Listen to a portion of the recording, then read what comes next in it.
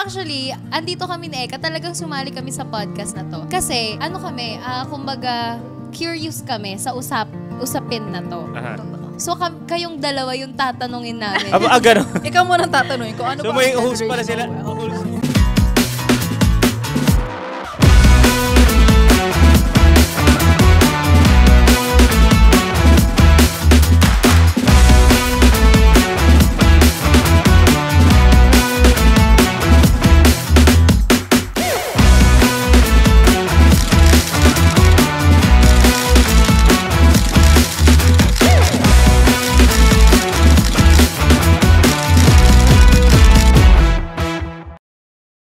Welcome to Fairfax Podcast, where we will dive deep into the layers of life, success, and the issues that keep us all buzzing. Because facts and stories are meant to be shared. Hi guys, anyway, I'm Ryan Tanyada. I'm the man behind the House of Collab. I'm JL Jumagdao, the CFO of the House of Collab.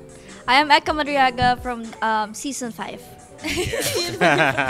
I'm Belle De Los Reyes, a content creator and a performer. Topic natin today will be generational wealth. Generational wealth. Yes, na alam natin na sa isa sa mga host ngayon, tahimik siya. Actually, andito kami ni Eka. Talagang sumali kami sa podcast na to. Kasi, kumbaga, curious kami sa usapin na to.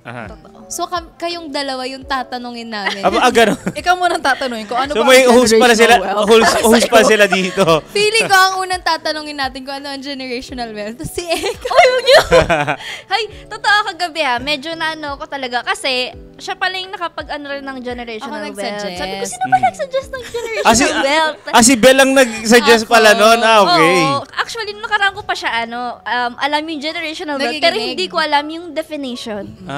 So So, ako, gumawa ko na sarili ko. naririnig mo lang siya. Definition sa utak ko. So Tas, para sa'yo, ano ba yung definition ang ng tinanong niya, generational wealth? yung una ko, ang tinanong sabi ko, yung pagyaman kada taon. Sabi ko, Magyaman ka. yun ang sinagot ko kahapon Akala don't niya- judge me guys, yun yung own understanding Akala- ko nung una. Akala Hindi niya ko pa yung alam. generational wealth, yung taon-taon na pagyaman daw. Okay. naman talaga. In a sense, yun din yung nangyayari. So, sino ang unang magde-define? Feeling ko si Miss JL. Si Miss JL Yes, na. Miss JL with the English version. Enlighten us, Si please. Becca sa Tagalog version. For me, generational wealth yung... actually, hindi ko din alam. Search nga muna kasi wala akong wifi. Ikaw na lang, Bel. Ano? The generational Dahil- wealth is basically when you have enough money to last for the generations below you. So, for example, I come from a wealthy family, old Yes. money. Do you guys know Yeah. what I mean? Yes, Yes, old yes, yes. money. That means your grandparents grew up with money, your parents Yeah. grew up with money, and you and your children are already well off bago ka pa Yes. mag-start ng any career in your life. Yes. Yes, So, sa in Tagalog mo nga yun? short, In short, pamana. Parang yes, Oo, yes. Parang, Pamana. yeah. na yun, Ganon. pamana. Pamana. Short, Yung yeah, parang mapapasa sa mga susunod na henerasyon. Parang yung Kumbaga mga parang legacy pamilya ba siya? nila, In a way, nila yeah. Zobel, Yeah, Ayala. Okay, ganon. gets. Sino pa ba yung mga kilala nating mayaman? Sila Small Laude, di ba? Yeah. Sila Henry C. Yan, Henry C, yung yeah. mga SM. Sa ibang bansa naman like mga Paris Hilton, right? Heirs ng Hilton Hotels. Yes, Kardashian. Yeah, Meron din. Ay, hindi in a way. pala. Pero hindi, they didn't start na mayaman talaga. Oo. Like yung, pero yung mga billionaires na yan, like, di ba? Sila Zuckerberg. Sila Willie Revillame, sila Pacquiao. Puro mga local. May international din yun So, yun yung mga, yun yung natin, kumbaga, ida-dive natin ngayon. And, ano ba yung mga factors na, kumbaga, makakatulong, siguro, para sa ating mga bagong generation, para mapasa natin and magawa natin sa mga susunod nating generation. Alam nyo, parang may medyo konting relatable na topic dito ngayon na viral sa TikTok. Like yung, they're asking, how would you know nung bata ka na mahirap ka pala? Na-encounter nyo doon. Parang I saw it kahapon tsaka today. Yung tipong, actually si Kuting, nakita ko, gumawa siya ng content na gano'n na parang, how would you know nung bata ka na mahirap pala kayo? Parang gano'n. Oo. Si Mahalia rin nakita ko gumawa siya ng content na gano'n. Na parang... Ay, may mga ganun pala talaga. parang... Ikaw, na-realize. Ay, sorry, sinabi na, mahirap tayo. Hindi, parang... Ikaw, na-realize mo ba? in relation to this topic, na parang paano naman kung mayaman ka, when did you realize nung bata ka na ang yaman nyo pala? Oo nga, No, di ba, no? Oo, napaisip ako ngayon. Ako kasi bilang itsusera nung bata ako eh. Alam ko na medyo may kaya-kaya lang kami na mahirap. May, ano yun? May kaya-kaya na mahirap. Hindi, Parang ang gulo na. Hindi, sa sobrang hardworking ni Mommy, parang ano kami, payapa lang yung buhay namin tapos sapat lang. Pero hindi ko na-feel. Kasi talagang ginagawa niya lahat na hindi sa amin ipa-feel na kulang kami. Pero naranasan din naman namin na parang nag-uulam kami ng mga piso-piso. Ano yung piso-piso? Yung mga chichirya. Okay. Are those chips? Chips. Oh, rice and chips? Yung mga mag-inasal chips, gano'n. Tignan nyo, gulat si, di ba, si JL, di ba? So, ngayon ko nalaman Di na ba? hindi pala ako. That's not a reality for JL. Yes. Ha? Chips? Kaya today, guys, sa lahat ng manonood namin, makikita niyo yung two sides of the coin. Yeah. Di ba? Totoo. Kasi si JL, ang mga ulam to caviar. Yung mga, Caviar. yung mga Sashimi. wagyu, yung mga True. top grade lang na ano. Feeling ko si Eka. Sige, Eka. Yung nung bata ka. Nung bata ako, feeling ko talaga medyo gumagano talaga yung Parang gumaganon. Tagilid talaga yung buhay namin. Kasi syempre, sa tondo ako yes. lumaki. So marami talaga akong nakikita na same ng buhay namin na ganun din halos same kay Bel na bumaan kami talaga sa point na puro itlog ulam namin araw-araw. Kaya tagpipiso na chichirya, ganon. Pero kasi sa tondo kasi may times na nararamdaman ko mahirap kami, may times na nararamdaman ko medyo may kaya kami kasi yung mga tao dun, pag nararamdaman ko na parang meron pala ako neto pero yung mas nakikita ko merong walang-wala talaga sa tondo. So parang feeling ko that time, at that moment, kinakaya naman.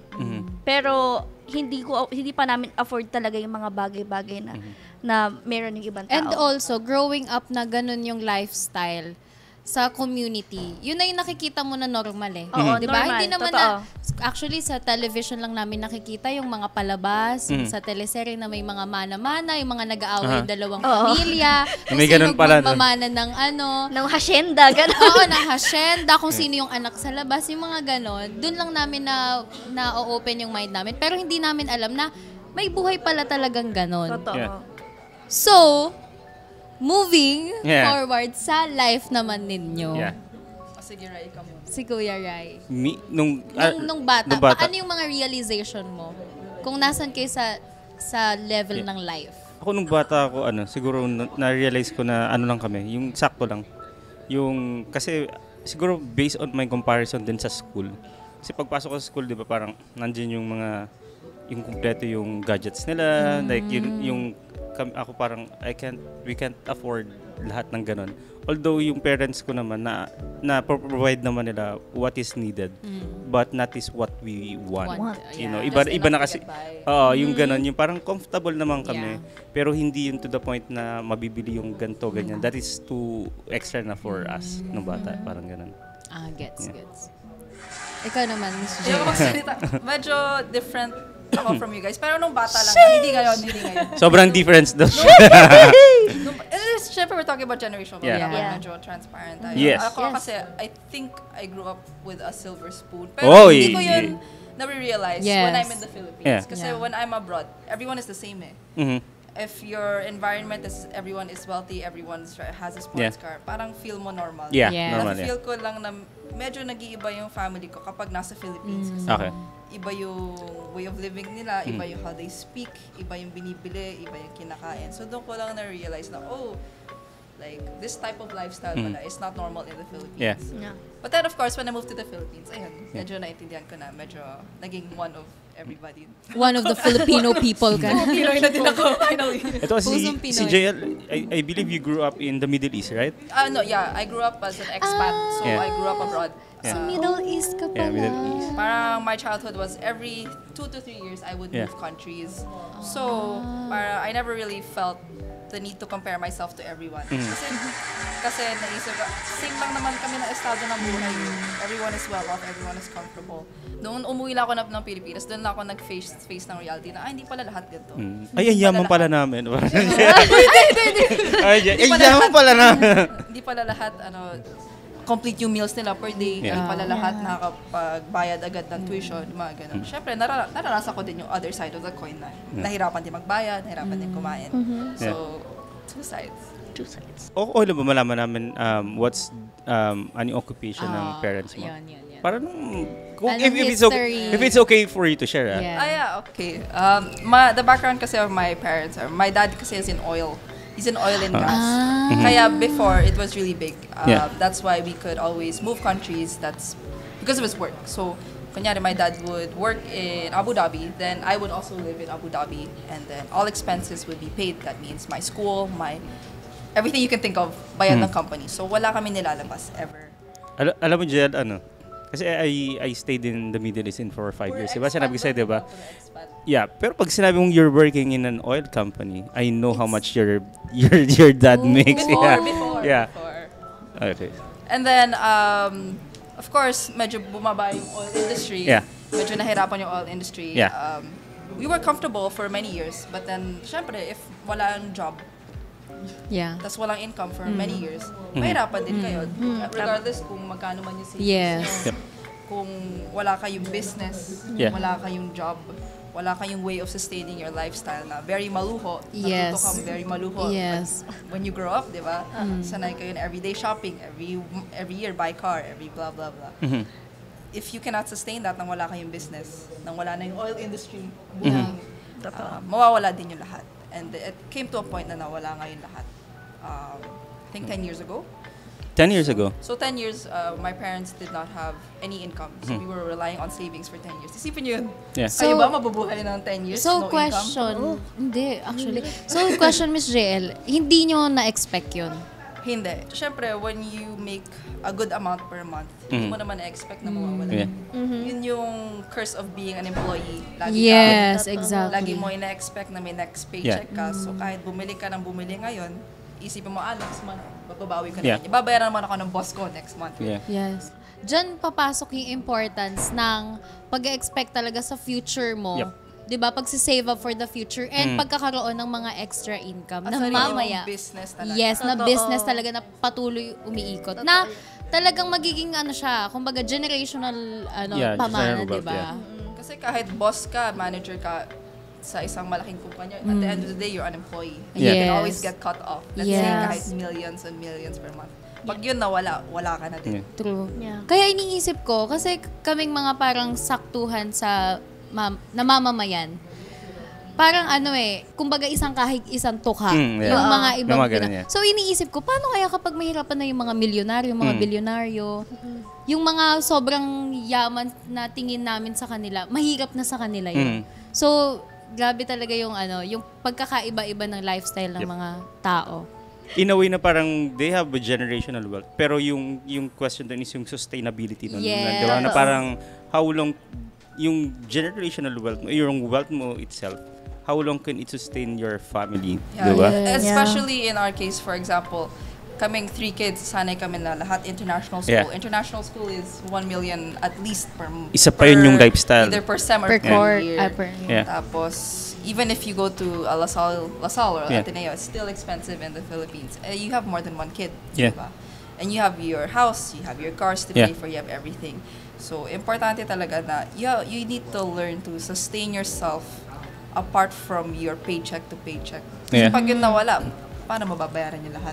Yes. Totoo. That's why super important ng ng saving and investing din kasi Yes.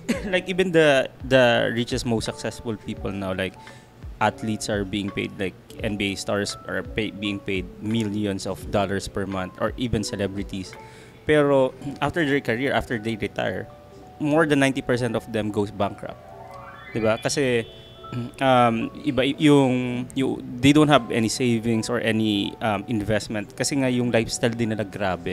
Like you're earning millions per month, but yung expenses mo is almost ganun din. And then after that, when you retire, you're used to this kind of lifestyle, but yung income mo already stops. So saan mo kukunin yun? 'Di ba? It will just be a matter of few years before yung money mo mauubos. You know that very much kasi Yeah. when it comes to finances and everything, right? Sa amin kasi, ang mga open ako na generational wealth, yung mga 'di ba uso yung mga agawan sa lupa, Yes. 'di ba yung Yung magkano para lang yung anak ko. Ay, wow! Hindi, pang Wow, yun grabe. Pang upper class yun Yeah. eh. Magkano para layuan Oo, yung anak ko? ganun yung level ng talaga ni Miss JL. Baka naman may ginawa ng parents si JL sa mama. Tinanong ka, tapos bila sumagat ka, ano po? 30 million. Mahal ko po ang anak nyo, magkano para, mga... Bigyan nila po ng isang zero, goodbye na po. Nag-compute na. Yung amin kasi, di ba, parang sa TikTok actually, nakikita ko din yung mga minsan, pwede ba yun? Yung parang nadadaan na sa dahas. Yung iisang pamilya, tapos nag-aaway-away sila. Yun yung nakakalungkot. Di ba? Yun yung mga nangyayari.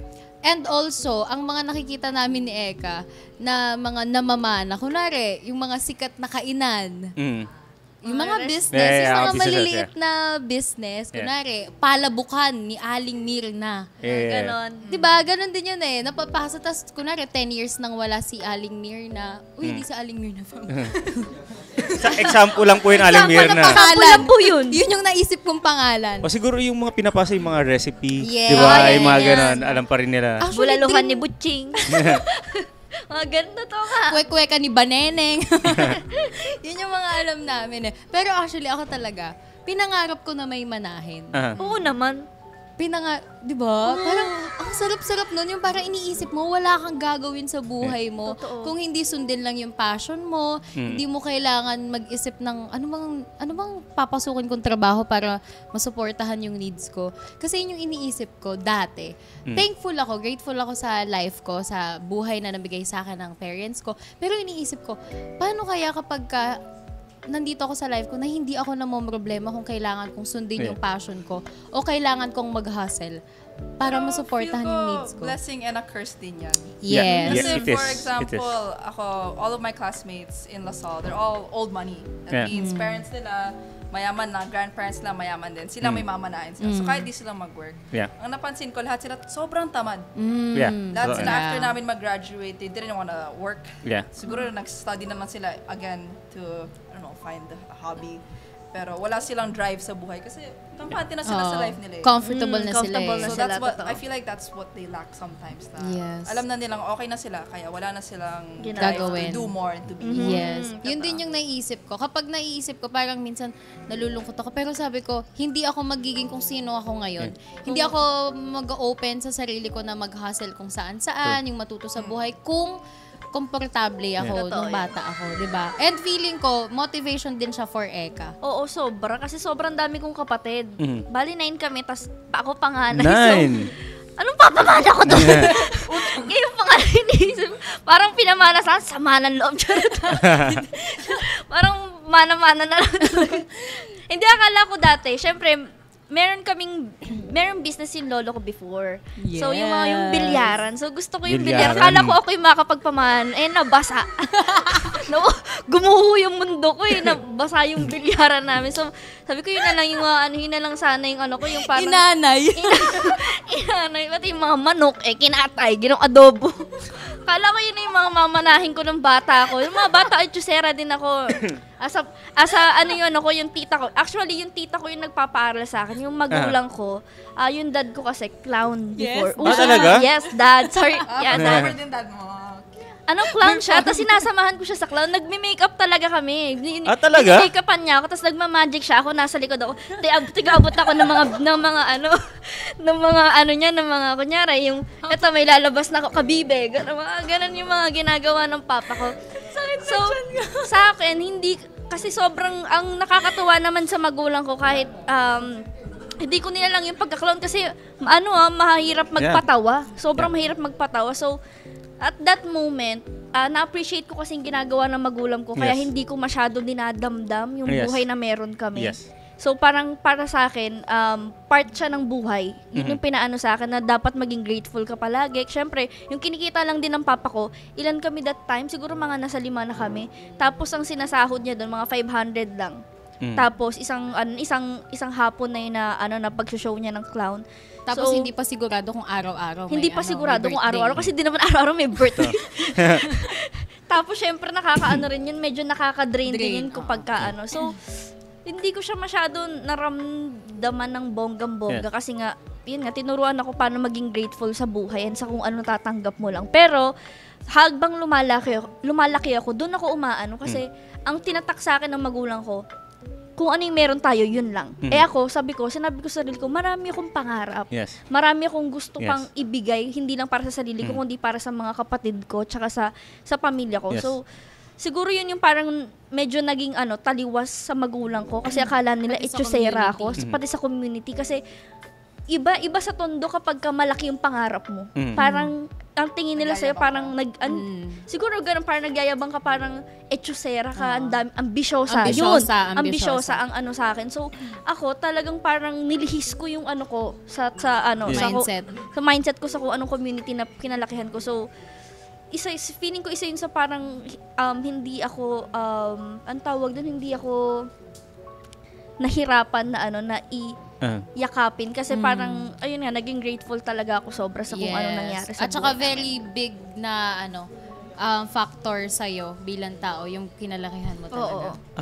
Actually okay yan na you're appreciative of kung ano man yung meron ka dyan. Lagi sinasabi yan, di ba? Kung ano yung nasa lamesa, Yes. maging ano ka doon, maging okay ka doon.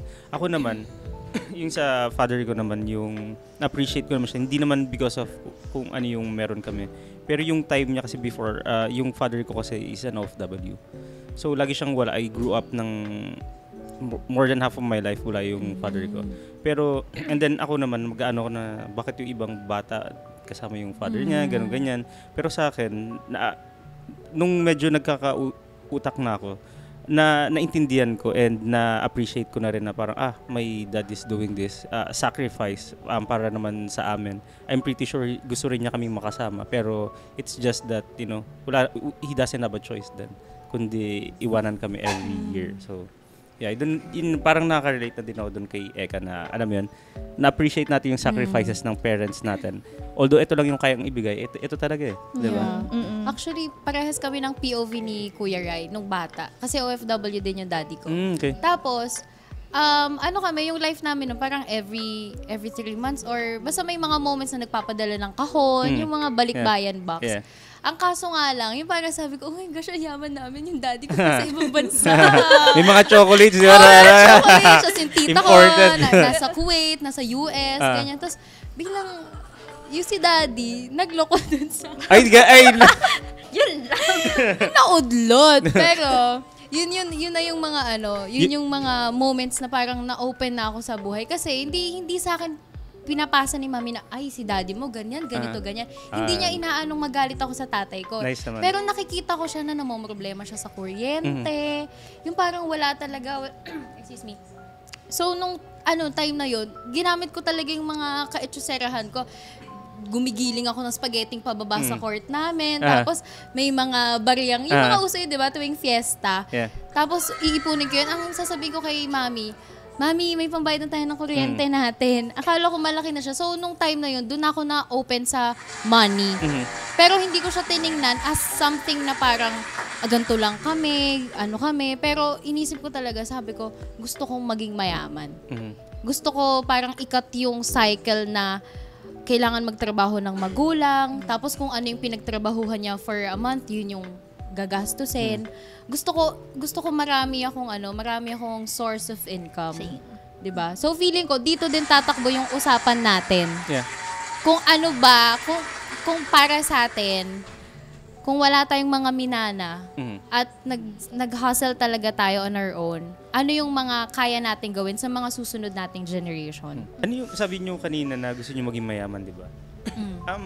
Ano yung reason ba't gusto niyo maging mayaman? Is it partly ba nun is because of kung ano yung topic natin na you guys wanna have generational wealth para sa mga next generations nyo, kunwari mga relatives or mga anak or yes. sa is that one of the reasons po bakit gusto nyo mong yumaman? Sabi nyo nga kanina. Yes, ako yes. Ako, yes ako. Yes. Ako, kasi ayoko magkaanak tapos ma-feel nila lamang yung ibang tao.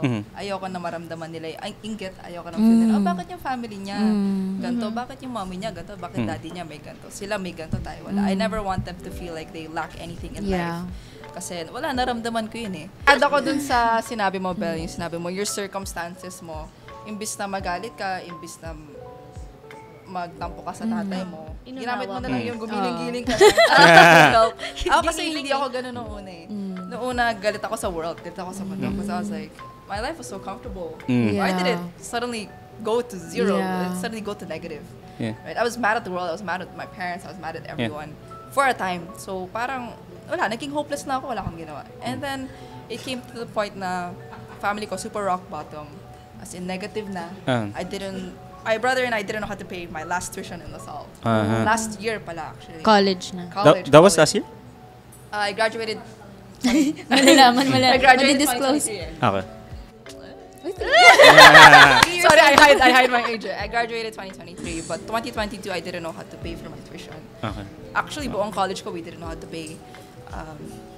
Tapos, nung COVID, my mom got sick of cancer. Kami lahat, we were all still studying. We didn't know what to do. Yung time na galit ako sa mundo, bakit naman ganito? I'm not a bad person. Tapos na-realize ko, okay, kung mag-complain ako na mag-complain, wala din naman mangyayari. If I become hopeless, magalit ako sa'yo. May dumating bang pera sa akin? Wala din. So, at the end of the day, I just acknowledged my situation. I didn't want to suffer in it. I wanted to thrive in it. So I tried to do everything.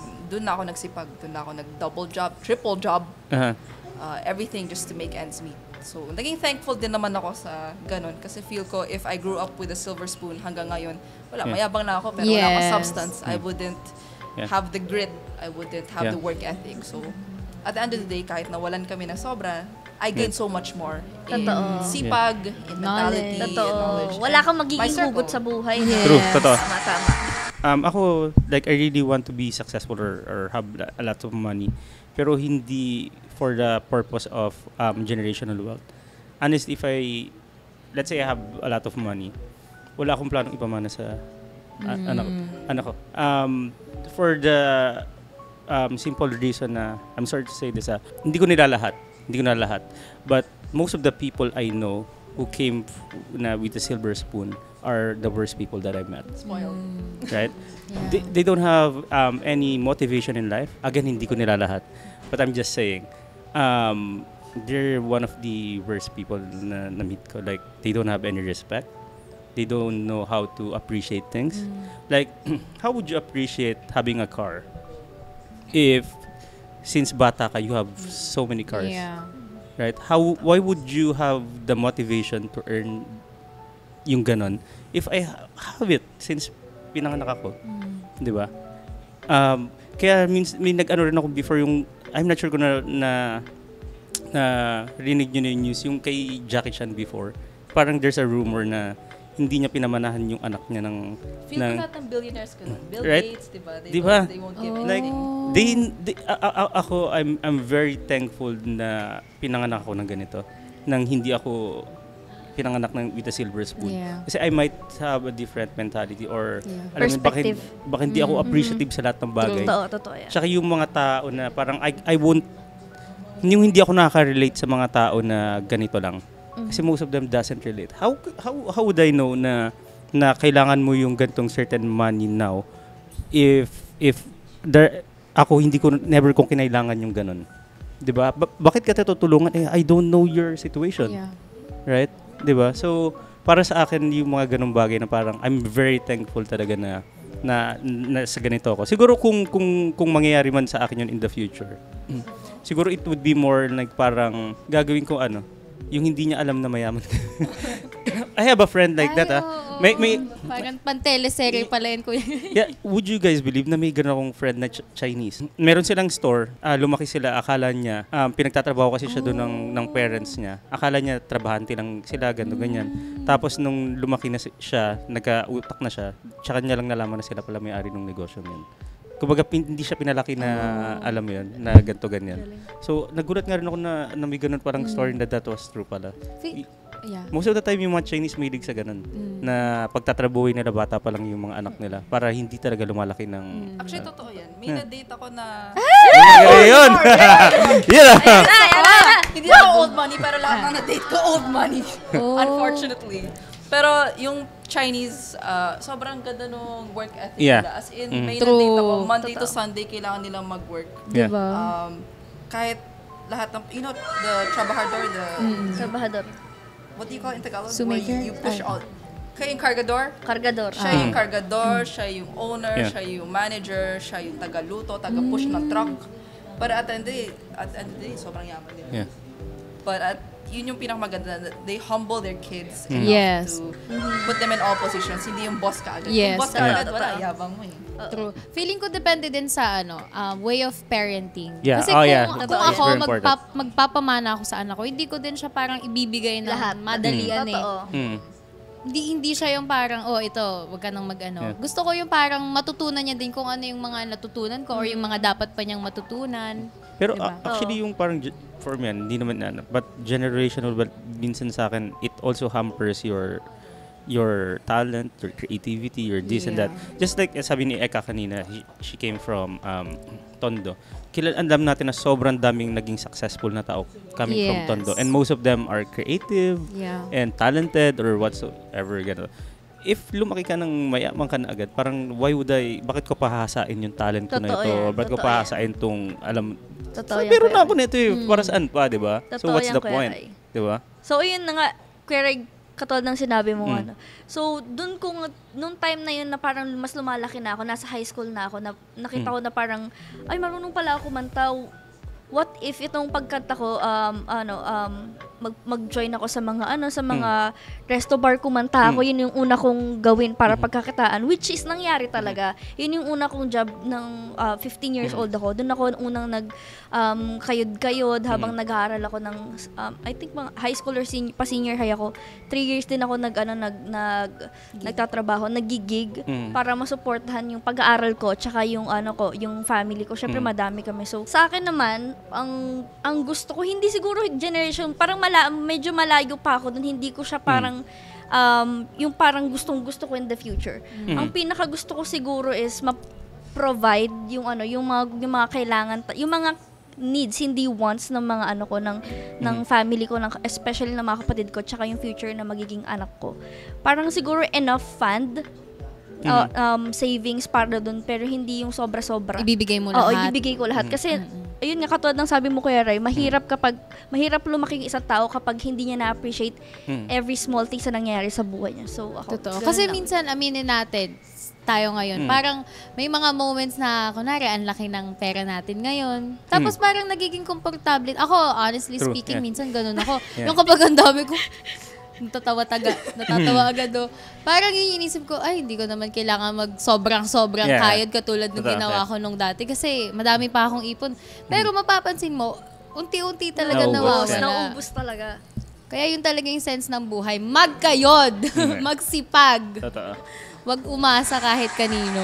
Pero although meron Build din your own empire. Yes. Actually, mas better yung talaga yung self-made ka. Kasi para sa akin pero meron din naman mga nagmana ng generational wealth na for me, they use it din na maayos. Just like the C family. The C family sila Henry C, di ba? Henry C has been the richest man in the country for so long. Tapos nung nawala siya, recently, 4 years ago, biglang wala na siya sa top 5, top 10. Di ba? Kasi nahati-hati yung wealth niya sa mga anak niya, di ba? Pero you can see still the hard work yung mga anak niya. Kasi yung isa, siya nag-handle ng BDO, yung isa siya nag-handle ng SM, yung isa siya nag-handle ng SMDC. Kumbaga parang pinaghati-hatian nila, not just yung money, but also the responsibility na naiwanan ng father nila. And siguro talaga na make sure ng father nila na yung knowledge na kailangan nilang matutunan, talagang in-instill pati sa mga anak. So it's not about the money lang talaga, the wealth. Dapat talaga yung may matututunan yung mga anak mo. And feeling ko, dito din mapupunta yung topic natin with front row. Yes, sir. Okay, sige, ako muna. Yeah, so, go. front row actually, why I joined was, Yeah. syempre, iba ako sa inyo. You guys are content creators. I'm on the management side. And regardless if it's CFO, regardless if it's CEO, at the end of the day, employee ka pa rin ng business. Yes. Oh, yeah. At the end of the day, may sasagutan ka pa, whether it's your boss, whether it's your investors, your partners, your shareholders. Hindi mo control lahat eh. Pag sinabi ng mga investors mo, ayaw ka namin, kahit majority owner ka, kahit matagal ka na dito, kahit mataas ang position mo, tanggal ka na agad. So there's no security even if you're the highest of the high. So naisip ko, okay, I need something of my own. I need something that I can call that is mine. Yeah. I need something that I can grow on my own without having to answer to anyone else. Wala mo na, sir, pwede ba ako magganto? Ma'am, Yeah. pwede ba ganto? No, I want to be able to call the shots fully. So sabi ko, why don't I try front row? Medyo iba siya sa akin because I do finance. But at the end of the day, a business is a business. Yeah. And Yeah. money is money. So I wanted to get into this. But I feel like si Rai mas inline to sa ginagawa mo. Yeah. Yes. Ako naman, I joined front row for the simple reason na I always love building kasi. I always love building something. Like, I always love building a team or whatsoever. But at the same time, lang gusto ko magpalaki ng whatever it is. Like a group or kung ano man. Gusto ko kasi like, pagka once na build ko siya, and then I already proved what I have to prove here. And then, parang binibigay ko lang lagi yung sarili ko ng more than 100% for the next 1 year, 2 years, 3 years. And then pagka self-sustaining na siya, iiwanan ko na siya. Pagkakaya na niya. So that, kasi ganun ako parang nag-autopilot na siya. Diba? Na parang kaya na tuloy-tuloy niya. na. Yes. And then I can do something else. Yeah. Then I can do something else. Tsaka ang gusto sa kanya is, I can just do it whenever I want. If I wanna do front row now, I'll do front row now. If I'm busy with other things now, pwede kong balikan siya. So, alam mo yun na parang, there's nothing wrong with having a sideline. Right? There's nothing wrong in having another earning line, yung another source of income, 'di ba? So, yun, that's the reason why I joined front row. Yeah. Tayo naman. Ikaw na ba? Sige. Sige, ikaw na. Hindi, ako naman, the reason I joined front row, actually madami. First, kasi, syempre, dami na kita. Kami ni Aika, parang nagsisimula kasi kami sa business. Nagsisimula kami na parang i-widen yung connections namin, yung mga matututunan namin. So, dito sa front row, dito namin nakita na ito yung gusto natin na parang makasama tayo ng mga millionaire, yung mga successful na sa buhay. Kasi na-realize ko, tama naman na magkaroon ka ng kaibigan na parehas ng gusto mo, na nagkakasundo kayo sa mga happy moments, pero hindi rin masama na matututo ka dun sa mga tao na may napatunayan na, 'di ba? Yung parang mahe-help ka talaga to hone your skills. And ano talaga siya, yung front row naging isa 'yon sa mga kumbaga resources namin ni Eka na may matutunan lalo. Kasi hindi naman lahat makukuha namin sa sarili naming pag-search sa internet, yung pag-coach sa sarili namin. And also, yung front row talaga, parang nakita ko yun na platform na may matututunan ako. Kasi 'di ba sa front row merong mga workshops, ganyan. Trainings. So makikinig ka lang talaga, uupo ka lang talaga, tapos makikinig ka ng stories ng iba. Oo, tapos doon gagawin mo yung way para gawin mo yung sayo. Yung makapag-build ka ng sarili mo, 'di ba? Ikaw naman. Ako naman siguro, since nag-start ngayon, katulad din na sinabi ni Bel, nag-start kami ng business na rin. Medyo matagal na, tapos bago kasabay ng front row, nag-start din kami ng shop. So, for me, kaya, ayun sinasabi natin kanina, sobrang maganda talaga kapag marami kang income.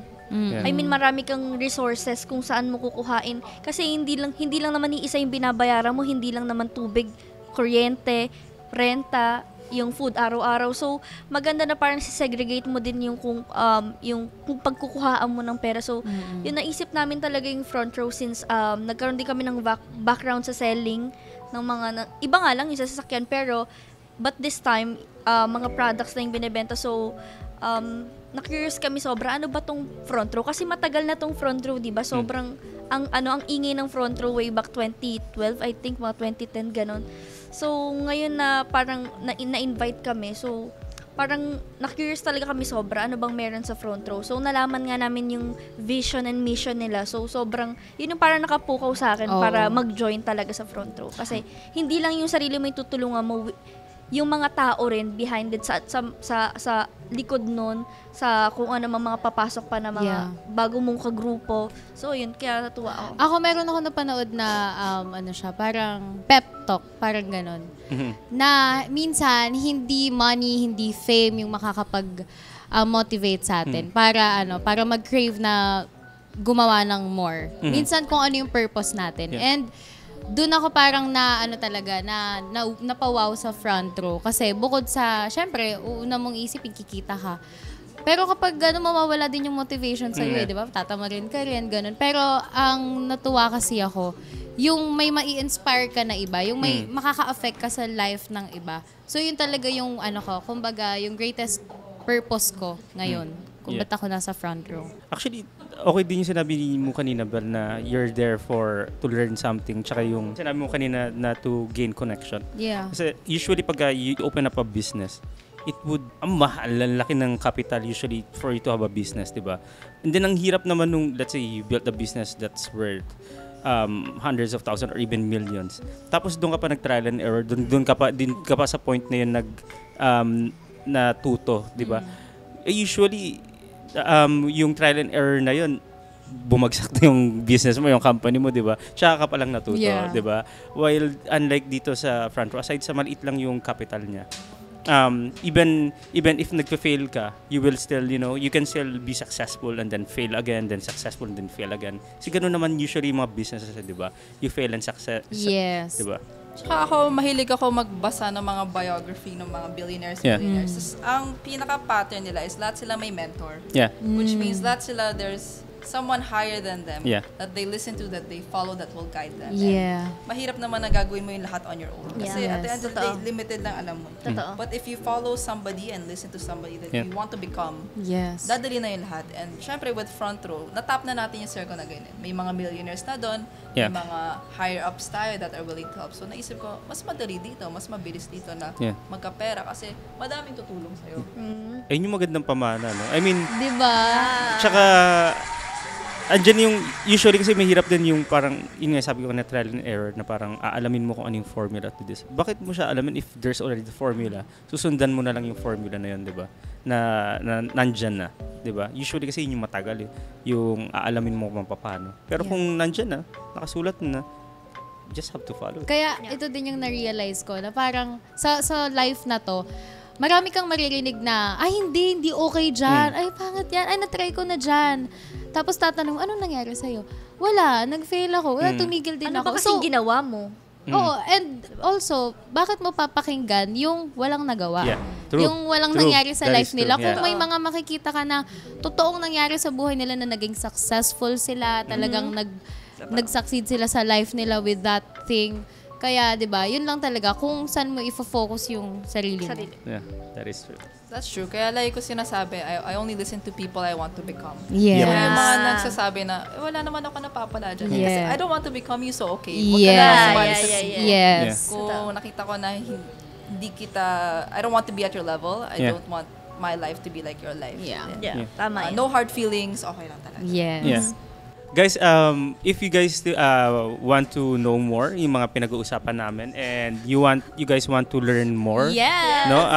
Kulang yung time na to para discuss namin sa inyo lahat. But if you guys wanna know more and earn and learn more, you guys can message me, JL, Bel, and Eka. Yeah, DM me. Yeah. Itong conversation na to, sobrang naging eye-opener siya sa akin. And of course, sa ating lahat. Kasi talagang dami nating natutunan. And also, sana kayo din guys, sa lahat ng mga nanonood ngayon. And don't forget to follow the account of Talk.live. Kasi marami pa kayong mga makikita dito. And isa lang to sa mga mapapanood yung mga marami pang podcast na madami kayong matututunan. So, imbes na mag-scroll kayo dyan sa TikTok, stay and connect to us. Yes. Ayan. Anyway, guys, thank you for listening and watching our podcast. Always remember that Opportunities come to pass, Not to pause. so grab them now. Bye-bye. Bye, guys.